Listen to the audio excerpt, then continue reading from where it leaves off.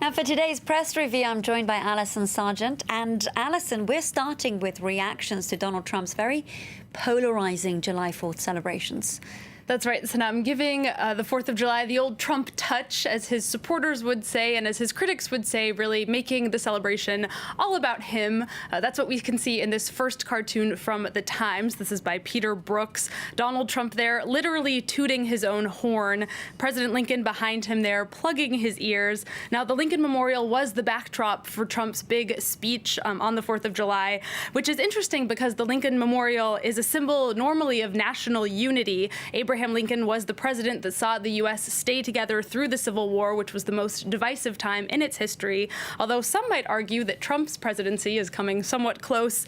Many cartoonists today are imagining how President Lincoln might have reacted to Trump's celebrations. The Washington Post's Ann Telnace imagines him there resisting.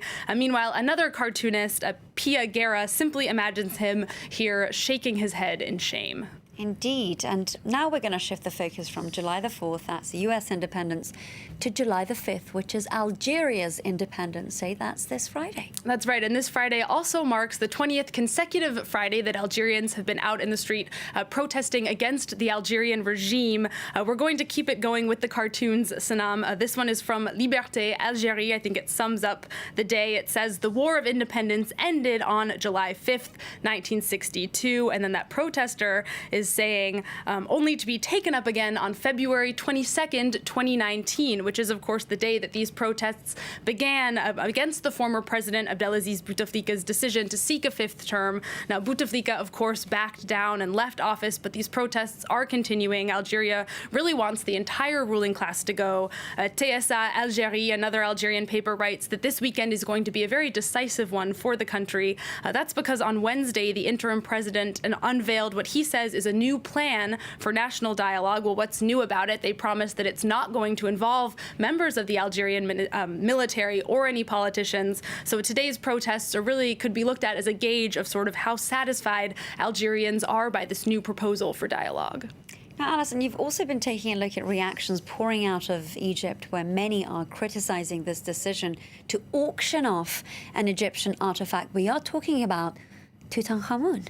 Exactly. This is a bust of King Tut, Tutankhamun, and you can see it on the front page of Egyptian paper Al Masri Al Youm. It was auctioned off on Thursday by Christie's auction house in London. It went for over £4.7 million, so quite a big price tag. As the paper writes, this auction went ahead despite protests from Egyptian officials. They say it was taken out of Egypt illegally. They didn't want Christie's to sell it. They repeatedly asked them not to do so.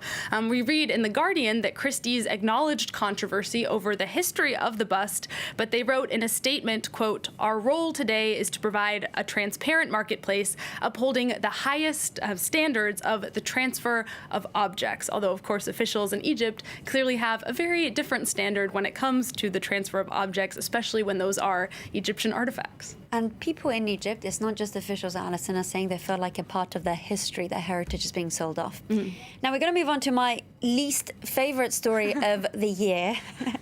And there have been one too many headlines about Maurice the rooster. That's just, and I have to say, Maurice is your least favorite. He's probably one of my favorite stories of the year, which is why we're talking about it again today. He went on trial yesterday over his crowing. This case was brought by his neighbors, a retired couple on Ile d'Oléron in the west of France, who can't stand the noise. Now, neither Maurice or his neighbors were actually at the trial because they wanted to avoid all of the media attention. A lot of people did show up outside of the courthouse, though, bringing their own roosters to show their support for Maurice. As Lopes explains, this case is really getting framed two different ways. The pro-rooster camp sees it as sort of a battle between country folk and city dwellers. Meanwhile, the lawyer for the couple says that's not what it's about at all. This is really just a simple case of noise pollution, something we could see in a city like Paris if someone lived on top of a bar or something.